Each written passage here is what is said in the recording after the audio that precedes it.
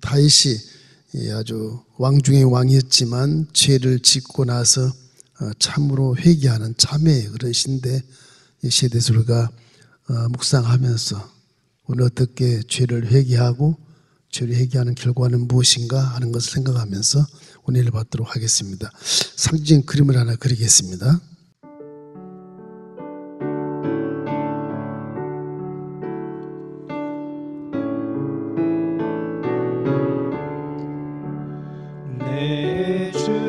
찬송가 254장입니다. 정하고 정하다 내 죄를 정케 하신 주 나로라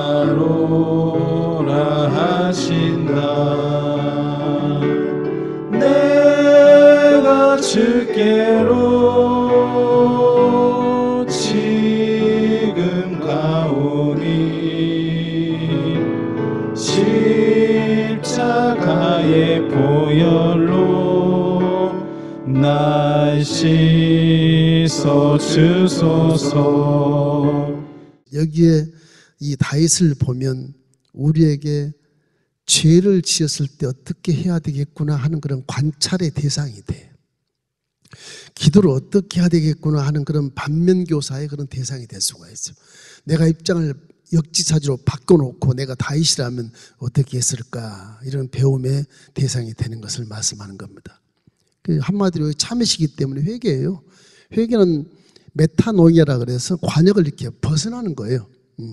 헬라어로 벗어나는 것인데, 이건 하나님의 의도를 벗어나는 길을 얘기하는 것이거든요. 복을 못 받아요, 그게. 죄라는 것이. 그래서 인류가 이렇게 된 이유도 아담의 죄 때문에 이렇게 된 거예요. 그 원죄는 계속 같이 유전처럼 돌거든요. 여기 다윗이 회개하는 건 죄의 깊은 곳을 볼 수 있게 만들어 놨어요.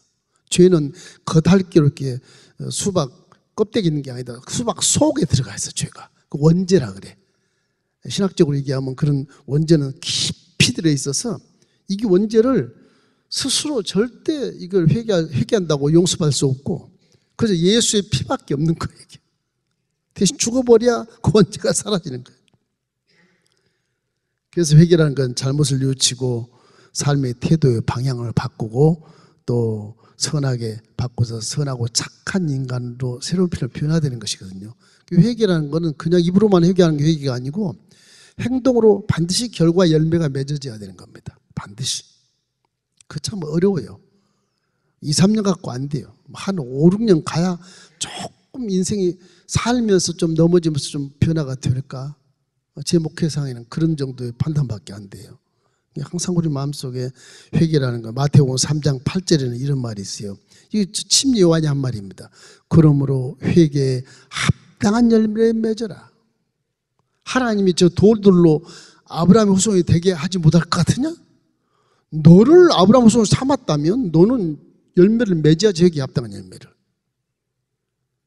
그 택한 것에 대한 그 복음을, 주신 복음을 믿으라는 겁니다. 합당한 열매를 맺어야 된다. 그래서 회개는 구원을 이루는 회개가 한 번으로 끝나지만은 생활의 회개, 이건 계속 죄를 지면서 회개하는 것은 이렇게 성화된 단계를 거치는 겁니다. 이게 신학적인 용어로 성화된 단계, 조금씩 거룩한 단계로 성장하게 만드는 것이 회개의 단계예요.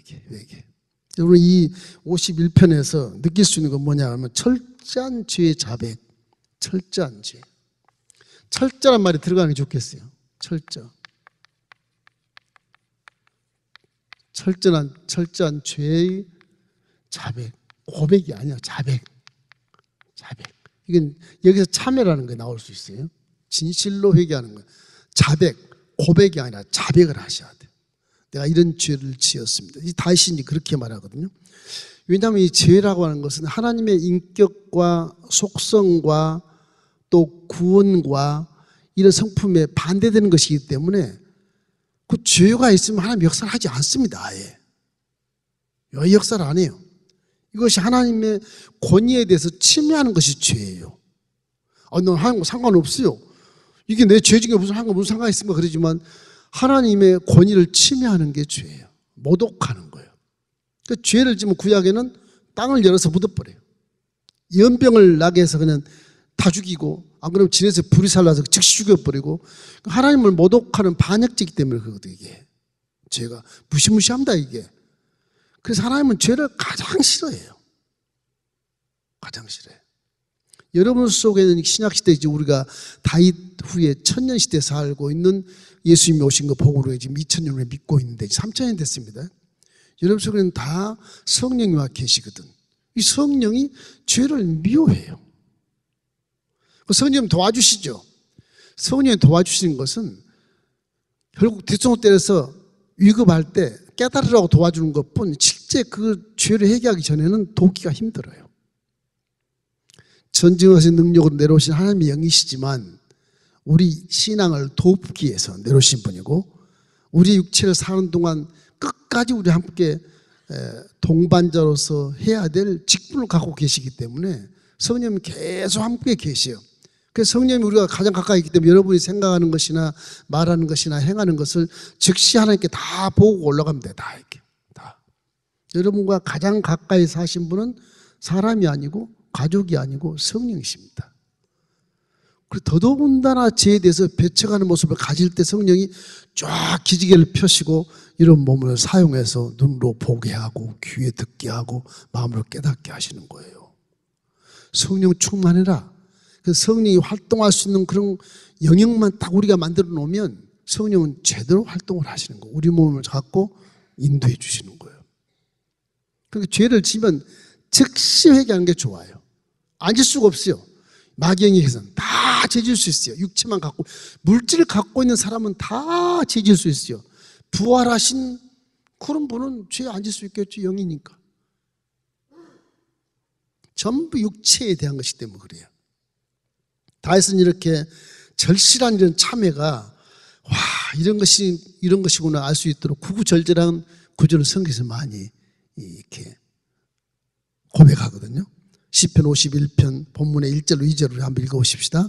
하나님이여 주의 인자를 따라 내게 은혜를 베푸시며 주의 많은 긍휼을 따라 내 죄악을 지워주소서. 나의 죄악이 말갛게 씻으시며 나의 죄를 깨끗이 제하소서. 다윗은 하나님과 마음이 합한 자의 삶을 수십 년을 살았기 때문에 금방 죄를 알아요. 왕이 되었으면 다윗도 제사장 할 수 있는 자격이 있어요. 하나님 주셔서. 다윗은 선지자 자격도 있어요. 왕의 자격도 있고. 구약에는 이 세 가지 직분 자격을 가진 자는 다윗밖에 없습니다. 그 나단 선지자가 있었어요. 나단 선지자가 다윗의 왕권의 위에 있는 그런 사사시대를 지나서 아직까지는 다윗이 하나님을 경외하기 때문에 선지자가 위라고 봐져요. 다윗도 선지자거든. 왕이지만 나단 선지자가 와서 다윗을 막 징계를 하는 겁니다. 하나님이 널 다 보고 있다. 왕이여 100마리 양을 가진 부자가 저 시골에 한 마리 양을 가진 가난한 자의 양을 뺏어가지고서 그걸 잔치를 했답니다. 그 나쁜 놈이 어디가 있어? 그놈은 죽일 놈이다. 그 자기라는 걸 그냥 당신입니다. 거기서 왕이지만 나단 선지자를 죽여버릴 수도 있고, 그죠? 왕권인데 뭐. 저놈은 나의 반역한 놈이다. 그럴 수도 있지 않습니까? 유배 보낼 수도 있고. 거기서 다윗의 무릎을 탁 꿇어요.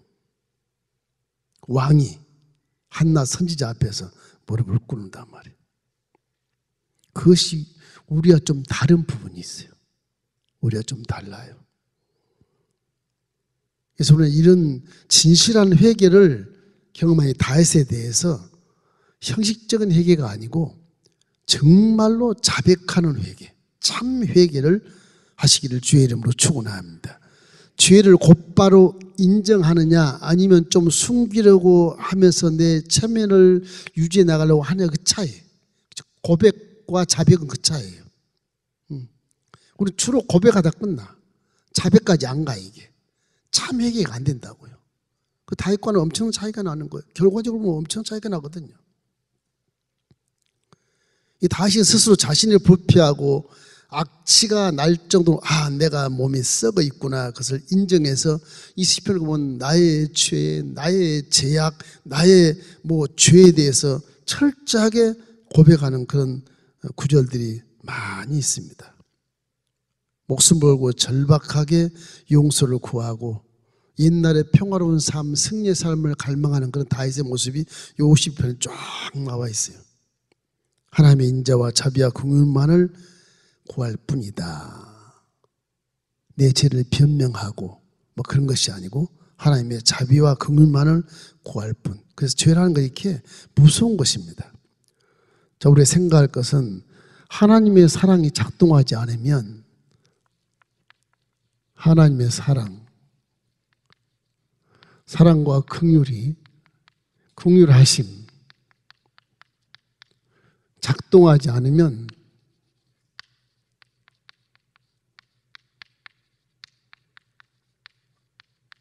우리는 죄인으로 딱 그대로 드러나는 거예요. 용서가 안 돼요. 어떤 죄도 용서가 안 돼요. 하나님이 축복을 갖고 계시기 때문에 이렇게 작동하지 않으면 어떤 죄도 용서하지 않는다. 용서되지 않는다.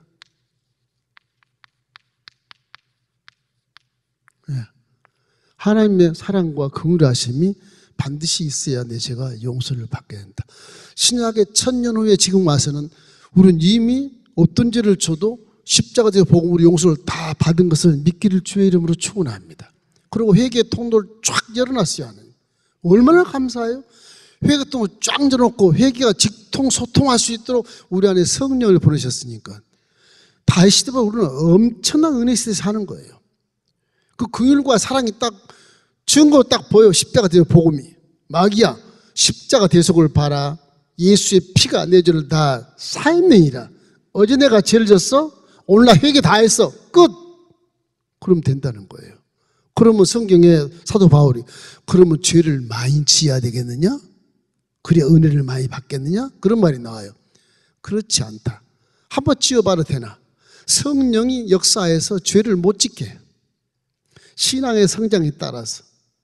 이기 때문에 일반적으로 생각하는 것은 그렇다고 죄를 많이 지을 것이냐?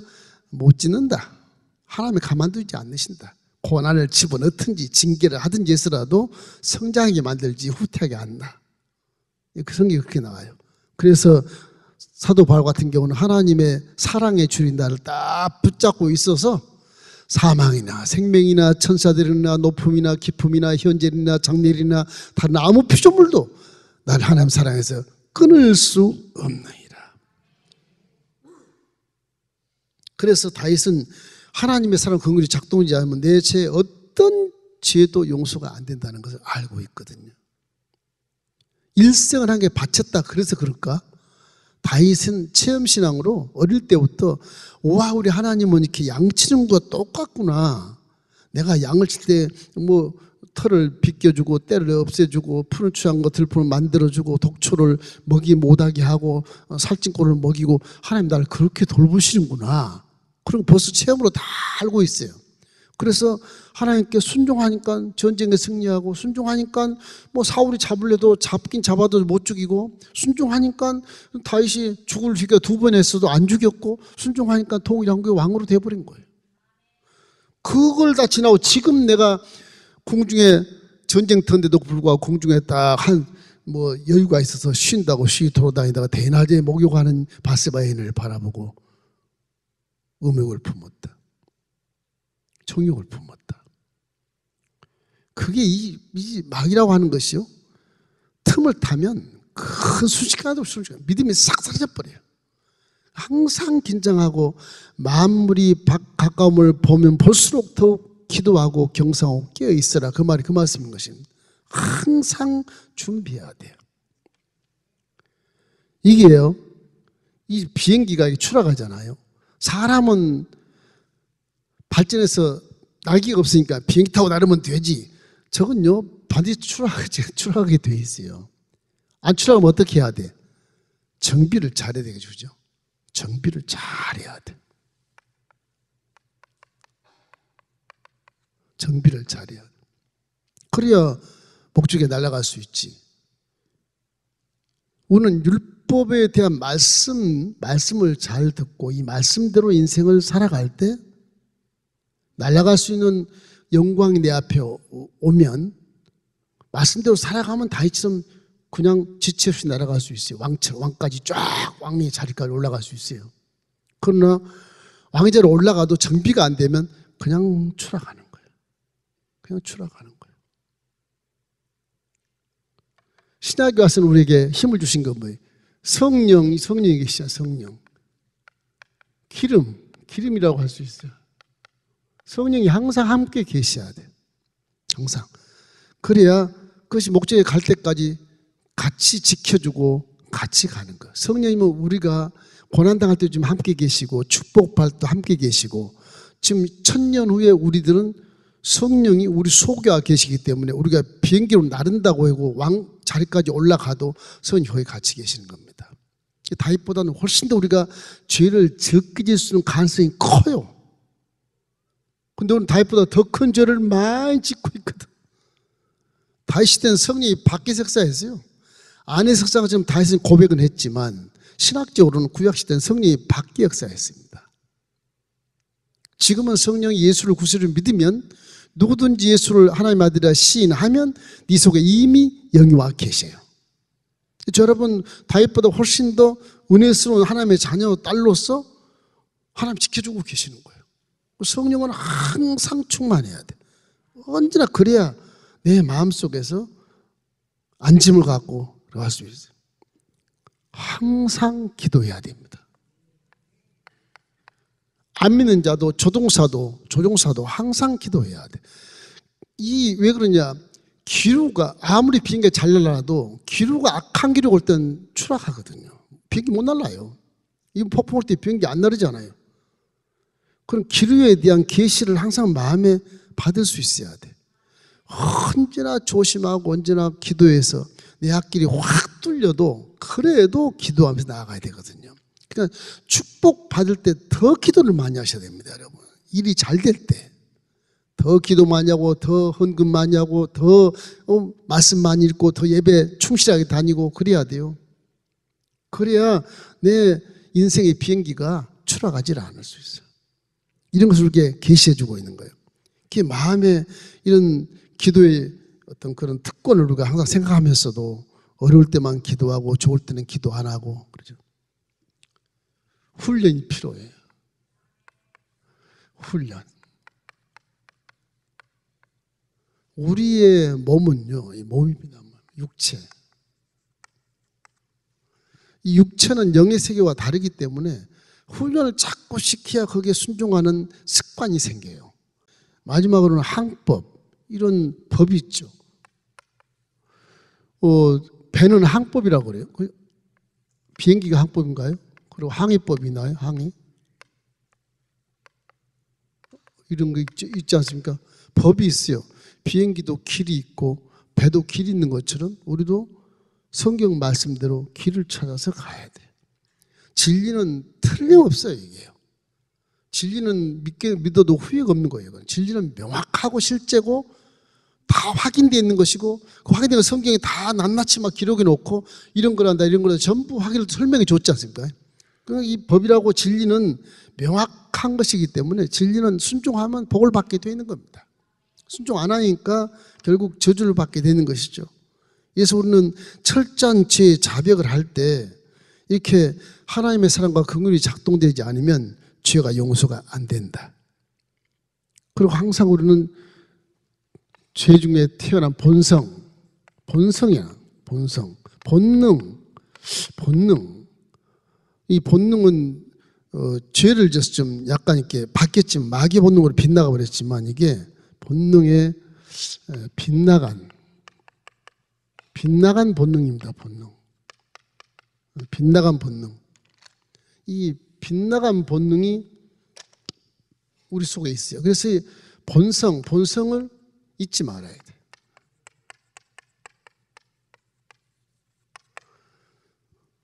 아무리 유명한 국회의원이고 국회의장이라 할지라도 대통령이라 할지라도 사람은 비행기로 딱 올라가다가 추락이 반드시 있어요. 교만이 되면 그래. 교만하면 추락이. 또 죄가 유혹받는 거 빠지면 추락해 버리는 거예요. 그것도 즉시 회개하는 것이 가장 좋고요. 철저하게 죄를 인정하는 자세를 우리가 배울 수 있어요. 이 다윗은 내 죄가 항상 내 앞에 있었습니다. 죄는 항상 내가 끼고 살았습니다. 이런 고백. 그런 모습으로 이사야 51장 5절 우리 한번 시편 50편 5절 한번 읽어보십시다. 내가 죄악 중에서 출생하였으며 어머니가 죄 중에서 나를 잉태하였나이다. 그럼 내가 죄악 중에 출세했고 어머니가 나를 잉태했기 때문에 어머니도 죄인이고 언제 같은 죄의 유전자를 받고 태어나거든. 원래 난 죄인이에요, 죄인. 그래서 내가 죄를 끼고 지금 살고 있습니다. 이런 탄식이에요. 비통하고 탄식한 마음으로 자신을 내리치면서 참회하는 그런 엄청난 절절함을 우리가 느낄 수가 있어요. 이게 본성입니다. 죄의 본성, 죄의 본성. 이 본성을 잊지 말아요. 얼마든지 저와 여러분은 아무리 거룩해도 저와 여러분은 죄를 지을 수 있는 가능성이 100%다. 아니, 그렇게 생각이 좋아요. 난 죄를 정하는데 100%다. 누가 누굴 정죄할 수 없어. 짓기만 하면 좋은 지혜는 뭐냐? 회개하는 것이 지혜다. 우리는 좋은 도구를 갖고 있는 회개. 좋은 도구를. 다시 그 회개를 가르쳐 주는 거예요. 구약 시대 이런 회개를 기다리지 않아요, 하나님은요. 그런데 다윗은 하나님 마음에 합한 자로서 죽음을 목숨을 무릅쓰고 회개를 하니까 벗개를 잡고 죽겠습니다. 그러고 회개를 하는 모습이라 하나님이 긍휼함을 보이신 거예요. 다윗의 이런 참회의 교훈에 대해서 우리가 교훈받을 수 있는 것은 시편 51편 7절로 9절 우리 한번 읽어보시겠습니다. 우슬초로 나를 정결케 하소서. 내가 정하리이다. 나의 죄를 씻어 주소서. 내가 눈보다 희리이다. 내게 즐겁고 기쁜 소리를 들려주소서. 주께서 꺾으신 뼈들로 즐거워하게 하소서. 주의 얼굴을 내 죄에서 돌이키시고 내 모든 죄악을 지워주소서. 저게 내 죄라는 말이 수없이 나오잖아요. 지금 죄 아주 꺾어달라고 그렇게 하고 꺾어진 뼈가 춤을 추게 만들죠. 그런 정도 하죠. 그러니까 죄가 노출되었을 때 보통 내가 분노하고 내 자존심 때문에 저항하게 되는데 그러지 말고 다윗처럼 즉시 참회하라는 거예요. 즉시 용서를 구해라. 즉시. 그게 굉장히 중요해요. 이게 내일 하지 뭐 그렇게 우리가 생각할 수 있는데 이 죄, 빈당한 본성의 죄는 즉시 회개해야 돼요. 그 자리에서 하는 게 좋습니다. 예, 즉시 회개. 다시는 그렇게 하잖아요. 나단 선지자 앞에서 그게 뭐 왕인데 선지자가 죽여버려도 돼요. 괜찮은데 소문날까 봐. 즉시 무릎 꿇고 회개하잖아요. 변명을 안 해요. 조금도 숨기지 않아. 시인하는 거예요. 시인해서 변명이 없어. 변명. 오늘 변명을 많이 하는데 변명이 없어요. 다해서 그 왕이 어떻게 변명을 안 하지? 내가 왕이라 이럴 때도 있지. 좀 용서 좀 해주십시오. 그래도 가능할 수 있고 나단 선지자 국민들의 정서를 위해서 이 말은 밖으로 표출하지 말아라. 명령할 수도 있잖아요. 근데 다윗은 그 앞에서 그냥 하나님 앞에서 회개하는 것처럼 무릎을 꿇고 한마디 변명도 않고 시인하고 인정해버리는 것입니다. 인정해버려. 다윗이 그런 모습은 하나님 마음에 합한 자라고 하는 그런 자격자로서 이렇게 하면 하나님이 사랑과 긍휼로 나를 용서하실 길이 열린다는 것을 알아. 이 사람이 알아요. 근데 우리는 몰라요. 이건 뭐 죄도 아닌데 뭐 하나님 용서하시겠지? 그런 식의 개념으로 하는데 말씀을 많이 알면 이 조그만 죄도 용서를 내가 받아야만 내가 산다는 것을 알게 되거든. 하나님이 죄를 가장 싫어하니까. 그래서 다윗은 이런 가운데서 하나님의 긍휼과 자비 이런 것은 다 즉시 회개하면 긍휼과 자비로 용서를 받을 수 있어요. 네. 우리가 다윗에게 배우는 것은 즉시 내가 참회하고 회개하고 즉시 무릎을 꿇고 그 죄를 인정해버리고 그리고 하나님의 긍휼을 기다리는 것. 이게 가장 중요한 겁니다. 그러면 이제 그 일 처리가 아주 은혜롭게 처리가 되고 소문 없이 처리가 될 수도 있고 모든 성도에게 상처 안 받고 스스로 하나님 사라지게 할 수도 있다. 근데 자꾸 변명하고 저항하고 되드니까 그러니까 그 일이 막 더 커지고 눈뜨니 커지는 거예요. 이게. 말이 말을 낳지 않습니까? 계속 커지는 거예요.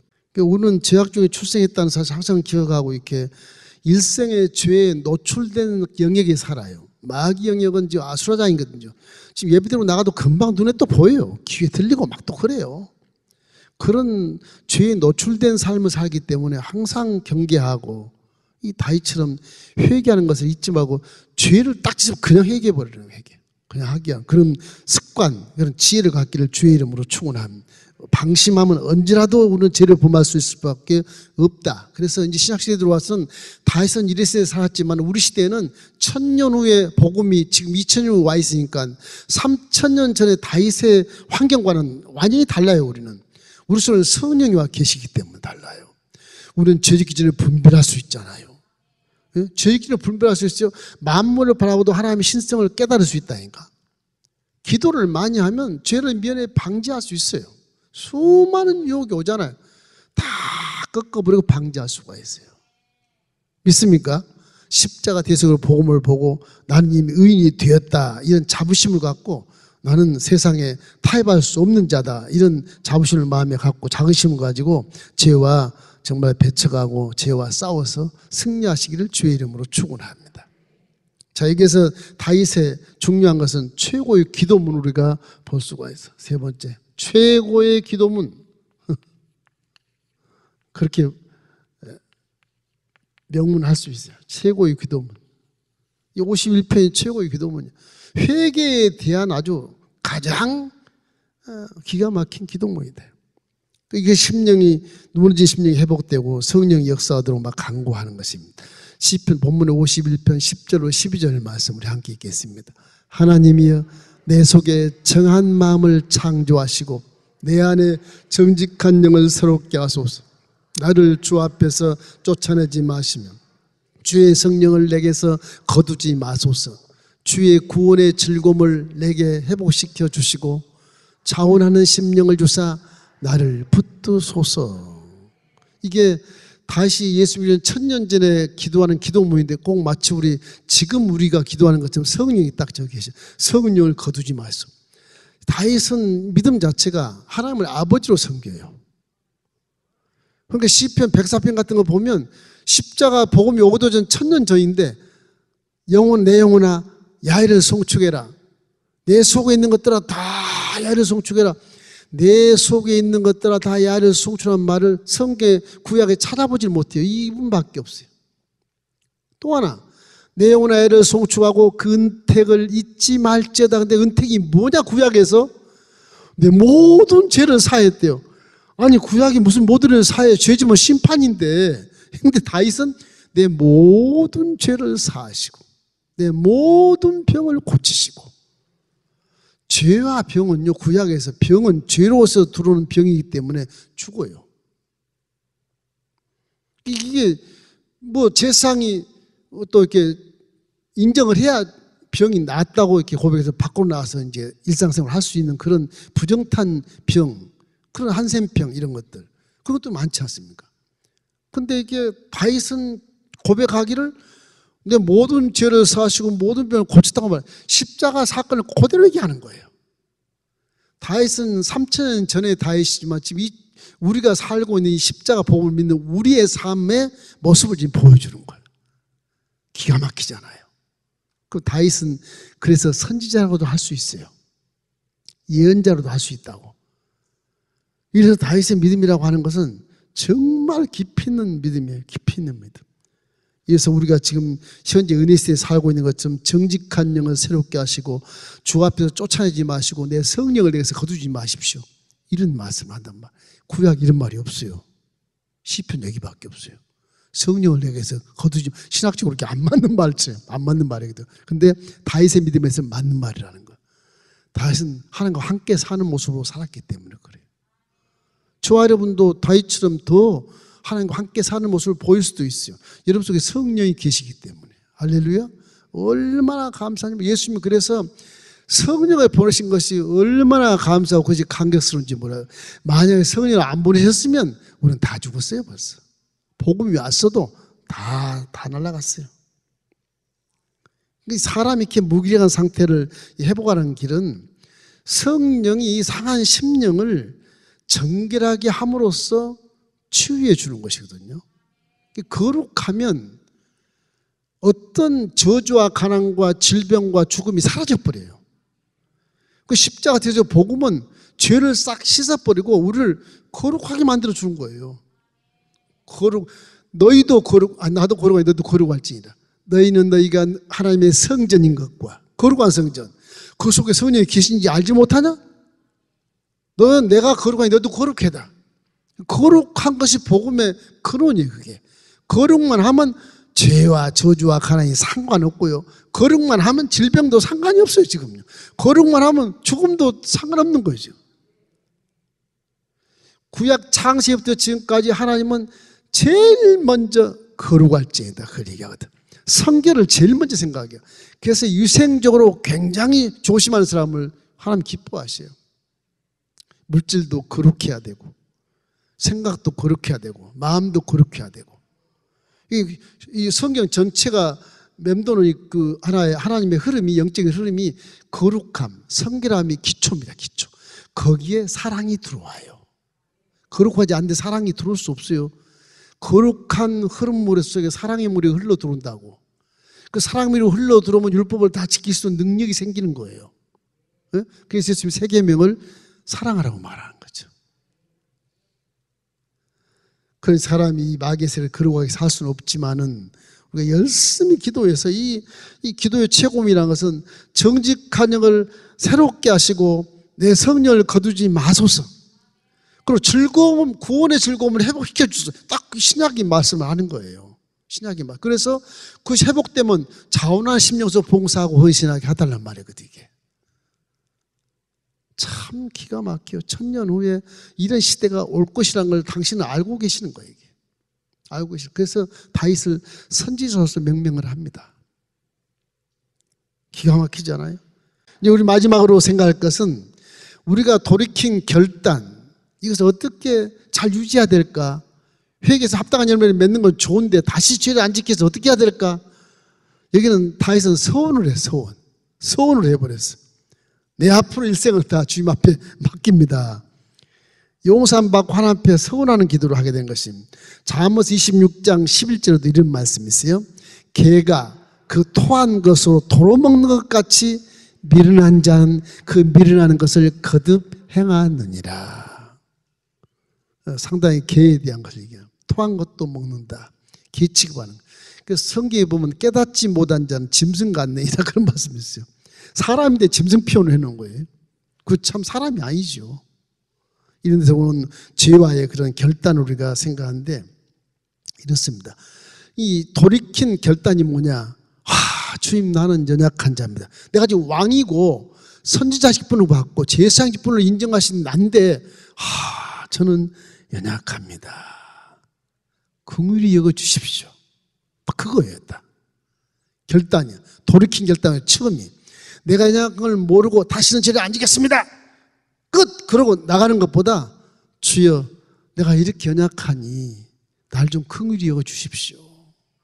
혹시 죄를 짓더라도 주여 또 회개할 것이 용서해 주십시오. 뭐 그런 마음을 갖는 거예요. 연약함. 이게 연약함. 사람은 다 연약해요. 이 에덴에서 쫓김받은 이후로는 IQ도 강등이 되고 육체도 환경 스스로 파괴해 가면서 문명을 발전시키고 이래서 영원히 살 수 있는 육체가 100년도 못 살고 가야 되는 그런 삶을 살지 않습니까? 사람은 연약해요. 아무리 지식이 많고 명예가 많고 물질이 많고 무슨 뭐 권세가 많아도 사람은 사람이지 신이 아닌 겁니다. 별로 차이 없어요. 그래서 연약한 것을 항상 생각하면서 주님 앞에 절대 권위 앞에 부복하고 긍휼히 여김을 받으려고 애를 쓰는 그런 마음을 가진 자가 겸손이거든요. 그 겸손한 자에게 하나님이 은혜를 준다고 말씀하잖아요. 항상 기억해야 돼요. 사람 앞에도 겸손하십시오. 뭐 돈 준 거 아니잖아요. 겸손하면 돈 주는 게 아닌데 뭐 그걸 뭐 못해요. 아이고 그렇습니까? 감사합니다. 당신이 나보다 낫습니다. 그럴 수밖에 없는 거죠. 어떡하겠어. 그래야 싸움이 안 일어나고 마귀역사가 틈을 못 타요. 내가 교만해보면 마귀가 딱 틈을 타요. 상대 상처를 줘서. 둘째는 성령을 거두지 마소서. 성령을 거두지 마소서. 우리는 지금 다윗은 저렇게 강구하죠. 우리는 저걸 얘기 안 해도 성령이 와 계셔. 성령님 가십시오. 그래도 안 가요, 성령님. 여러분에게 영원히 천국 갈 때까지 딱 지키게 성령을 보내버리신 거예요. 뭐 안 가요. 가라도 못 가. 성령은 안 간다 이놈아. 가만히 앉아 있는 거예요. 네가 회개할 때 내가 내 능력을 나타낼 것이고 회개 안 하면 능력 안 나타낼 거야. 성결해 봐라. 내가 왜 너를 못 도와주겠냐 그런 것이거든요. 성령이 그런 겁니다. 이래서 성령을 거두지 말라는 말을 결단하는 거예요. 그리고 이제 하나는 상한 심령. 항상 상한 심령으로 살게 하소서. 상한 심령.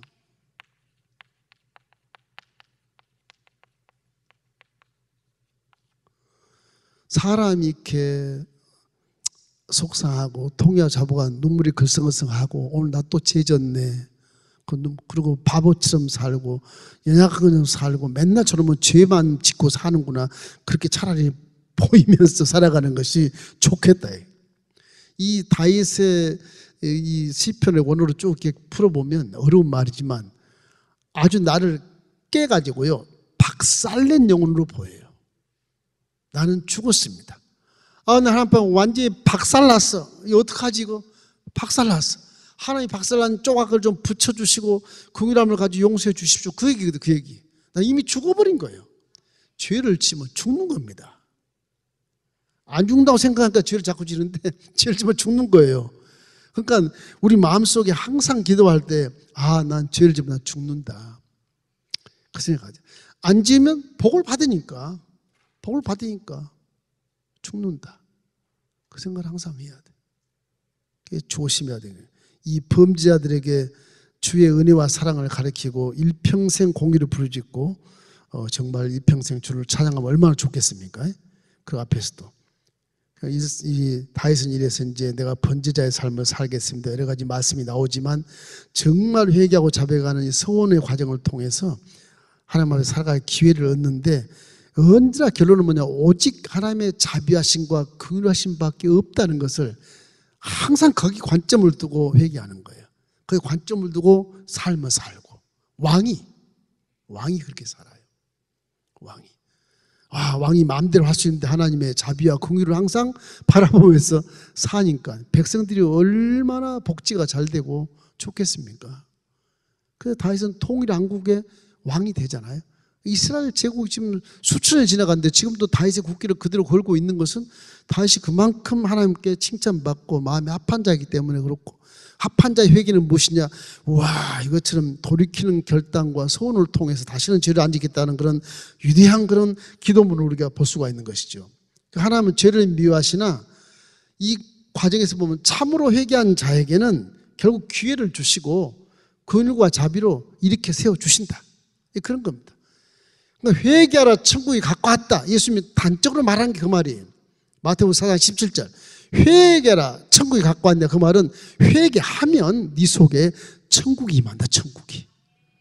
다윗의 그 회개한 후에 이런 기회를 주시고 이렇게 세워져서 다시 한번 건강하게 하고 예배 삶을 살게 하는 것처럼 네 마음에 기쁨이 충만한다. 그런 거예요. 회개가 그렇게 신약에서 이걸 통틀어 예수님께서 침예왕과 함께 회개하라 천국이 가까웠네 말한 것처럼 이 회개가 신약의 믿음 속에 이제 믿음과 함께 있게 양대 산맥을 이루고 가는 겁니다.